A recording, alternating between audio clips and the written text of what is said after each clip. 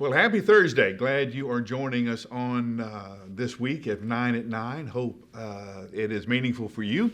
So if you'll hit subscribe and hit like and hang in there with us, we'd appreciate that a whole lot. Today is the National Day of Prayer, and we certainly want to encourage you to pray for our nation and pray for our leaders and then pray for the culture. I don't know of a time, and I'm not saying anything that a million other people haven't said, that I don't know of a time when our country has been as polarized, as divided as it is right now. And it is so divided that you can't even say certain things without somebody coming back at you, or you can't even joke around about some things because it'll offend somebody and somebody will come at you. There is a lot of hurt and a lot of woundedness and a lot of frustration and a lot of lostness in our culture right now. And one of the reasons is I tell you this all the time. One of the words or the definitions of glory is weight.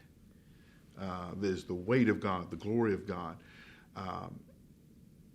which kind of translate to the mass of God. And in our universe, if an object has mass, and if it has enough mass, then it has gravity. And the sun has a certain amount of mass that gives us the gravity that holds the rest of our universe, or rest of our solar system in its orbit.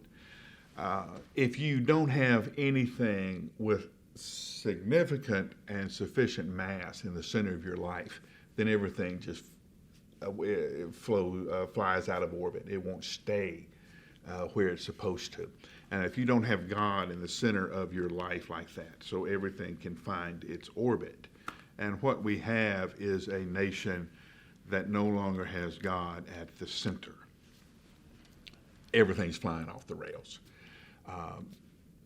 Sexuality, violence, confusion, just on and on the list goes.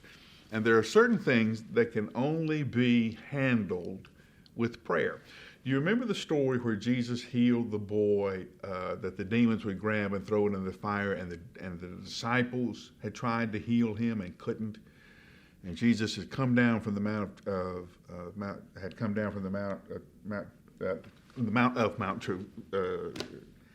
Transfiguration. Had come down from the Mount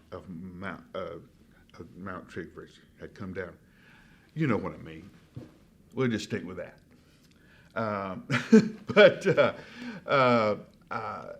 And he comes up, and the disciples and the little boy's father are all arguing, and the disciples couldn't heal him. And Jesus said, after he heals the man, the disciples heals the little boy. The disciples said, "Why couldn't we heal him?" He said, there are some things that can only happen or be done with much prayer.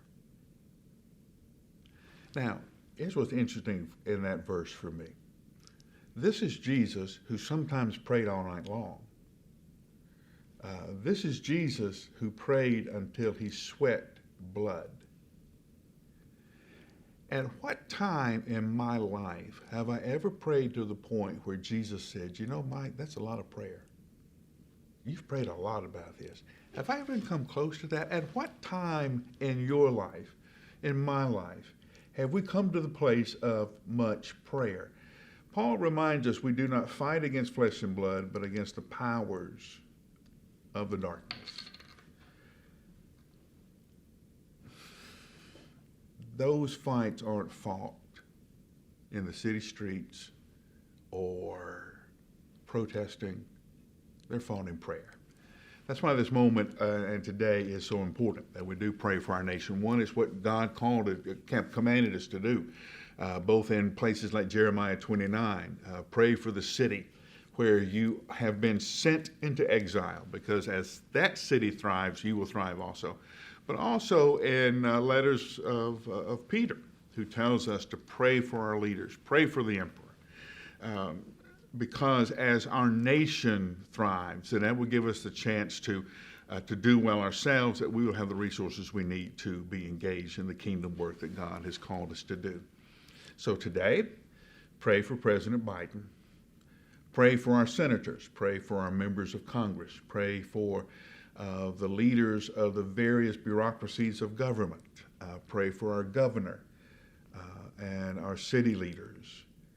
Spend your time praying that God will enlighten and bless and give great wisdom, because all of us know that these times can't be faced with ordinary wisdom. There needs to be some divine, supernatural wisdom in answering some of these questions. And pray that God will send a revival. I've told you before, one of my great dreams is that when they write the story of the next great revival, they'll point to the intersection of I-65 and Concord Road and say it started right here. That only happens when we are so hungry and desperate for God that we will not give up until He answers. Some things can only be changed with much prayer. The situation of our nation is one of those. So today, let's pray for our nation. I'll give you about 60 seconds to get started, and we'll see you tomorrow.